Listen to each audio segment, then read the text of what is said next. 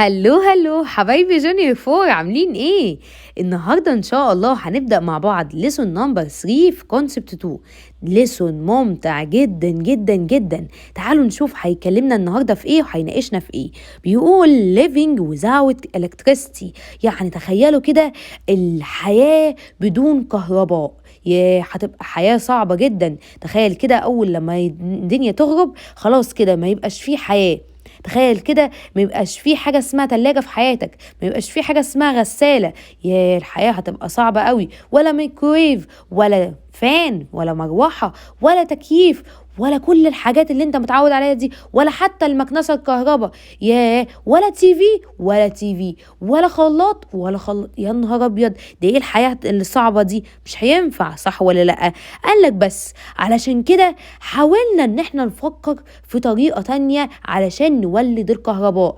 هتقولي هي ايه اصلا الطريقة الاولانية؟ افتكر معايا كده في الليسونز اللي فاتت في الكونسبت 1 كنا بنقول ان بننتج الكهرباء من الفحم، من الكول. واحنا لسه الليسون اللي فات كنا قلنا ان الكول ده من النون رينيبل ريسورسز، يعني من المصادر الغير متجددة، يعني يجي عليها يوم وتخلص، صح ولا لا؟ طب ينفع نعتمد في الكهرباء وان احنا نولد الكهرباء من حاجة ممكن تخلص في وقت من اليوم من الايام، وان احنا نتحرم من حاجة مهمة جدا كده في حياتنا؟ قالك لا، الكلام ده احنا كبني ادمين وناس شاطرين لازم نفكر في حل. فقالك فعلا العلماء دوروا وشو وصلوا الحل، انهم يوصلوا انهم يولدوا الكهرباء من renewable resources. تعال بقى بينا النهاردة نتعرف على الموضوع ده. بيقول لك generating electricity from non-renewable resources، يعني زي ما كانوا بيعملوا زمان. فقال لك احنا كنا بنستخدم الفوسيل فيول اللي هو الوقود الحفري such as natural gas، جازولين، وكمان الكول على فكرة are non-renewable energy resources which are used to generating electricity. يعني كنا بنستخدم الفوسيل فيول علشان ننتج منه الكهرباء. هتفهم في اخر الليسون ازاي كنا بنولد منه الكهرباء، هتفهم ان ديتيلز كمان. امشي معايا بس خطوة خطوة. قالك بس خلاص بقى احنا بطلنا الكلام ده وبدأنا نفكر بطريقة تانية، طريقة اكثر يعني امان، يعني انت بقى ضمننا على طول ان هنقدر نولد الكهرباء ومش هيبقى قلبنا مطمئن كده ان احنا مفيش وقت هيعدي علينا كده ونبقى غصب عننا مفيش كهرباء. يا جماعة احنا اسفين مش عارفين نولد الكهرباء، اصل مثلا الفوسيل فيول اللي عندنا خلص، هنعمل ايه؟ فلا، قالك احنا لازم ندور على حل قبل ما نقع في المشكلة. فقالك generating electricity from renewable resources، من المصادر المتجددة. فبيقول renewable energy resources such as wind and water. الويند اللي هي الرياح والووتر اللي هي المية. هي عمرها المية او الهواء هيخلصوا؟ عمرهم ما يخلصوا، صح ولا لا؟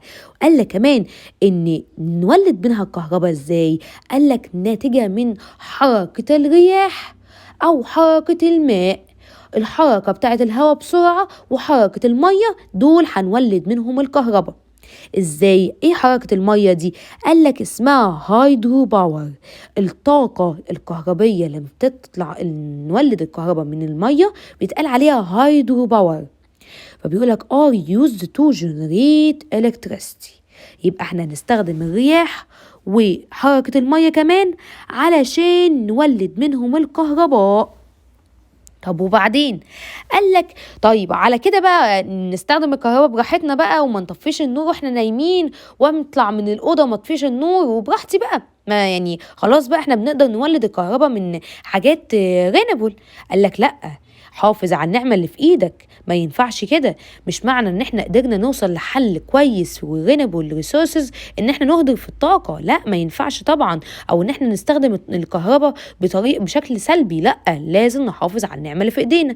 فقال لك we should conserve the energy through many ways such as، يعني بيقول لك احنا لازم نحافظ على الطاقة دي بطرق كتير. زي ايه ايه مثلا turning off lights when you are not needed، يعني لما تبقى مش محتاج النور يا سيدي اطفيه، ما ينفعش تسيبه والع. unplugging electrical devices when they are not used، يعني جهاز انت مش بتستخدمه شيله من الفيشة، ما تفضلش حاطط الفيشة في الكهرباء. ليه؟ علشان ما تبدأش تستهلك من الكهرباء وانت مش محتاجها، صح ولا لأ؟ وكمان ساعات ما الكهرباء بتتقطع وبتيجي ساعات بتيجي بفولت عالي، القوة الكبيرة دي ممكن تحرق لك الجهاز وتبوظ لك الجهاز، وفي كتير قوي منكم هيقول لي فعلا حصل معايا كده.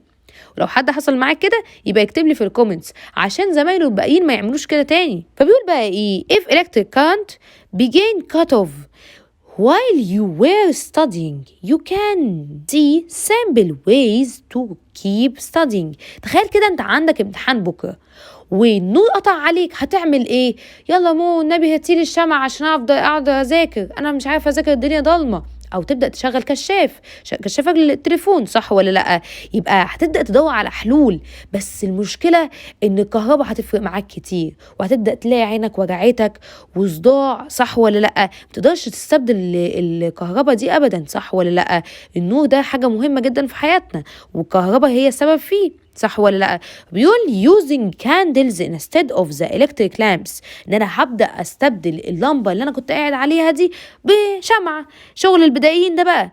وكمان لو انا كنت شغال على التليفون او على الكمبيوتر هتلاقيني بدات اسيب ده وبدات امسك الورقه والقلم، يبقى writing with a pen and paper instead of using a computer، يعني كمان لو كنت بستخدم الكمبيوتر فهبدا اسيب الكمبيوتر واستخدم الورقه والقلم. وطبعا الداتا الموجوده على التليفون او على الكمبيوتر مش هبدا اعرف اوصل لها، فهبدا اتعطل وهبدا اواجه مشكله كبيره لمجرد ان النور قطع والكهرباء قطعت عن البيت، قول يا سيدي لمدة ساعتين.